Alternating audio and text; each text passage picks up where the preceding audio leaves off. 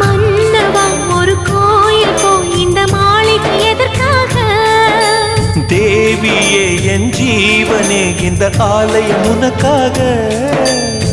வானில் ஒரு புயல் மழை வந்தால் அழகே என்னை எங்கனம் காப்பாய். கண்ணே உன்னை என் கண்ணில் வைத்து இமைகள் எனும் கதவுகள் அடைப்பேன். நான் சத்தியம் செய்யவா?